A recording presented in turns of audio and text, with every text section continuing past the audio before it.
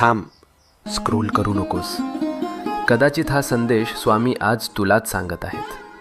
आपण सगळे प्रार्थना करतो ना, रात्री उशीवर डोकं ठेवल्यावर मनातलं सगळं देवाला सांगतो आणि मनापासून अपेक्षा करतो की उद्या काहीतरी बदल होईल.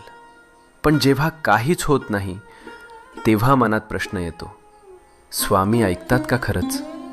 ऐक, स्वामी नेहमी उत्तर देतात. फक्त उत्तराची वेळ आणि भाषा आपल्याला लगेच कळत नाही. जेव्हा काही आपल्या भल्यासाठी असतं तेव्हा स्वामी हो म्हणतात. जेव्हा ते आपल्याला दुखवणार असतं तेव्हा स्वामी नाही म्हणतात. आणि जेव्हा आपल्याला अजून थोडं मजबूत व्हायचं असतं तेव्हा स्वामी शांतपणे म्हणतात, थांब, योग्य वेळी देतो. म्हणून हार मानू नको. तुझ्या प्रार्थनेचं उत्तर येतंय. फक्त थोडा विश्वास, थोडा धीर, मनात शांतपणे